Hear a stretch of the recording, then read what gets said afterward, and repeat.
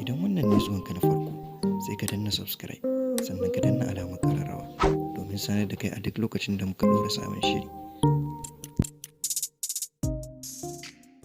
Bara Gurbi Episode 2 Episode na 2. Muktar ya yi murmushi, to duk wannan ruɗewa ta mecece. Na sha gaya miki sai kin zama gogaggiya mai saurin shanye tsoro ko razana ta yadda ba za a taɓa ganin gazawarki ba. Kullum ina wayar da ke akan hakan. Na tabbata ta ga tsoro a fuskaki, shi yasa ta ƙi yadda da ke. Sannan ma baki tsara abin da za ta yadda da ke ɗin ba ne. Lele ta rause kai, tsoro dole ne Muktar. Islam fa matar Muzakkir ce, aminin Umar ɗina, kuma ta gani ƙuru-ƙuru na fito daga motarka. Muktar ya ce, to sai me? Ki ba ki da dabara? Ko ta san ‘yan uwanki duka? Tukunna ma wace ce Islam? Ba dai wadda kuka zo muka haɗu a gurin ɗinki ba. Lele ta ce, ita kuwa. Muktar ya ce, tuntuni nake gaya miki yarinyar nan ta ɗauki hankalin abokina Mus'ab. Wallahi tun da ya ganta ya gigice, kullum baya da batu sai nata. Laila, ki yi wani abu a kai, ki kanki za ki samu alheri, don ma baya ƙasan ne da tuni na san ya ɗaga man hankali. Amma duk da haka wallahi in dai za mu yi waya sai ya yi min maganata. Laila ta zare ido waje a tsorace ta ce, rufa min asiri Muktar. Islam ba irin wadda kuke zato ba ce, wallahi kwata-kwata ba layin ma ɗaya ba, san ba za ta taɓa amincewa ba. Tukunna ma ka san ɗayar waye? Muktar ya ɗan yi dariya da cewa, oh, Laila ina raba ki da tsoro kina sake cusa kanki. Kowa fa kika gani a duniya yana abin da yake so ba da shi aka haife shi ba ko yayi. Me yasa kike tsami Islam da cewa ba za ta yi ba? Diyar waye? Lela ta ce babanta malami ne na gaske. Na san kana jin sunansa, Malam Mu'azzama mai almajirai. Muktar ya sake murmusawa. Lela kina bani mamaki. Har yanzu da sauranki a wayewa. Don tana diyar Malam Mu'azzama shi kenan ba ta son ta ji daɗin duniya? Waye mijin da yake aurenta? Na san dai ba wata tsiya gare shi ba. Lele ta ce yana da rufin asirinsa kuma malam ne ya haɗa aurensu, suna matuƙar son juna. Wallahi ina da yaƙinin duk abin da za a ba wa Islam ba za ta amince da irin wannan rayuwar ba. Muktar ya ce ki bar komai a hannuna, kawai su kuɗi babu yaren da ba sa ji, kuma ke ma ina mai tabbatar miki babu abin da ba za ki samu ba ta dalilinta. Kawai rabo ne ya ba wa mijinta ita, amma ba tsara aurensa ba ce. Na tabbata Mus'ab zai iya komai akan Islam.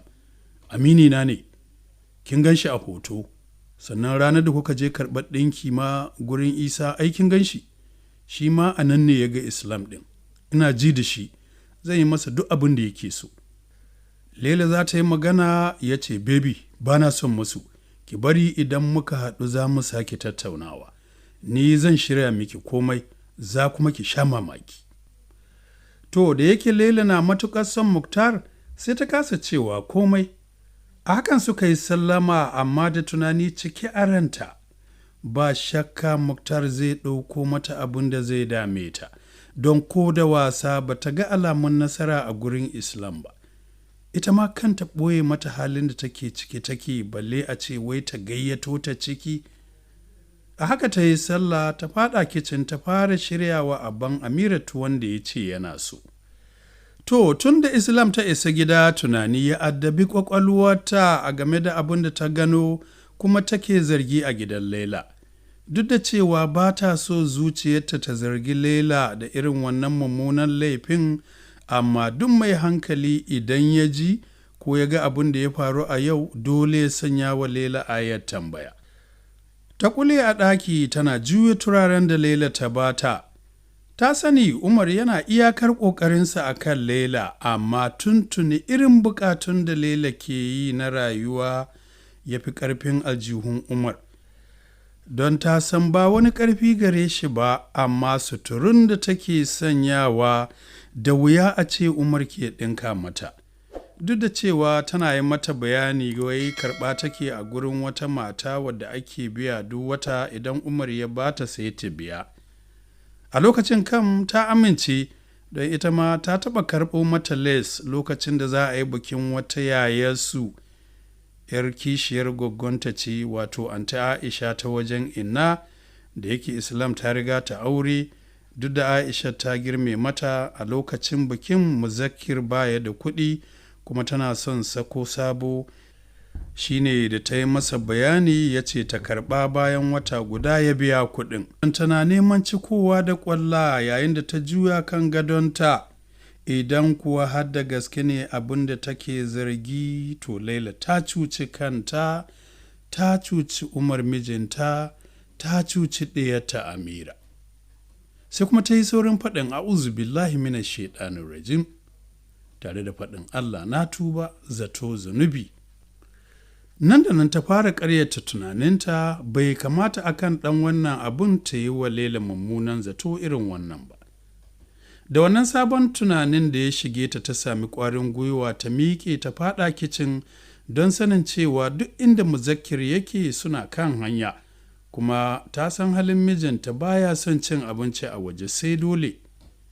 Funkaso ta so ta yi masa, amma kasancewar lokaci ya ƙure kuma jikinta duka babu daɗi tun da ta karɓi sakamako a asibiti, sai kawai ta hau fere ragowar doyar da suke da ita don ta yi masa sakwara da miyar agushi, kasancewar ta san yana son ta.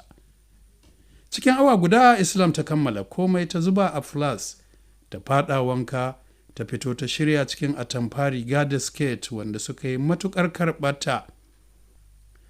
Islam tana da kyau mai ɗaukar hankali, mace ce dirarriya mai tsawon da bai zarta ba kuma mai jikin da shi ma bai yawa ba. Shi yasa kowane kaya ta saka yake amsarta matuƙa. Ba fara bace kuma ba baƙa bace, amma kyakkyawa ce ta gaske. Abu na farko kuma mafi ɗaukar hankali a fuskar Islam su ne idanuwanta. Su kaɗai sun isa rikita duk wanda ya kalle ta. Manya ne, farare, a lumshe wani lokacin, sannan ga yawan gashin gira da na ido. Tana cikin ɗaurin ɗankwali ya shigo gidan, sam bata ji shigowarsa ba, kasancewar babur ɗinsa a gida ya bashi, wanda shi ke mata alama da dawowarsa, don da ya iso za ta ji ƙararsa tun a ƙofar gida. Ji ta yi kawai an janyo ta baya. Har ta tsorata ta jiyo a razane, sai kuma ta yi ido biyu da Muzakkir cikin farar babbar rigar da ya sanya da safe, kawai sai ta faɗa jikinsa tana cewa gaskiya ka tsorata ni. Haka ya matse ta sosai a jikinsa yana cewa ba zata na so in yi miki, amma ban yi da niyyar ki ji tsoro ba bebi na. Ya ja ta bakin gado suka zauna, ya cire hularsa ya aje gami da zara babbar rigar, ta yi saurin amsa gami da rataye ta a jikin katakon da ke manne a ɗakin, lokacin da ta ce, kun sha hanya mijina, daga gani akwai gajiya da yunwa a tare da kai, saboda haka ba ni minti 3 kacal in haɗa maka ruwa ka yi wanka ka zo ka ci abinci. Kafin ya ce komai sai ta juya da sauri ta fice.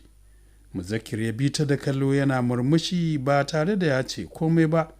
Yana son Islam matuƙar so, yana jin ta a ransa. A duk lokacin da yake tare da ita, yana yawaita aikawa da malam addu'a da ya danƙa masa Islam a matsayin mata. Hakika ya yi dace da mace ta kowane fanni, mace kyakkyawa, wadda wannan kyawun nata bai ɗaɗata da ƙasa ba, balle ta ɗauki kanta a matsayin wata, sannan mai haƙuri, biyayya da kiyaye ɓacin ran abokin zamanta. Shi yasa baya wasa wajen kyautata mata, ya san ba don darajar so ba Islam ba tsara aurensa ba ce, aka yi sa'a mahaifinta ma dattijo ne nagari wanda ke duban nagarta a mijin aure ba wai kyale-kyale na abin duniya ba. Hatta mahaifiyarta wadda kaf hali da ɗabi'unta Islam ta ɗauko, shi yasa duk wani abu da ya san Islam na so, ko da bata furta masa ba, yakan yi ƙoƙari ya yi mata, baya taɓa barinta ta fito daban a cikin 'yan uwa, musamman saboda sanin yadda zaman gidan nasu yake tsakanin mahaifiyarta da kishiyarta har ma da yaransu. Kawai dai ana zaune ne, amma akwai kishi mai ƙarfi da baƙin ciki a ciki. Idan wannan ne zuwanka na farko, sai ka danna subscribe, sannan ka danna alamar ƙararrawa domin sanar da kai a duk lokacin da muka ɗora sabon shiri.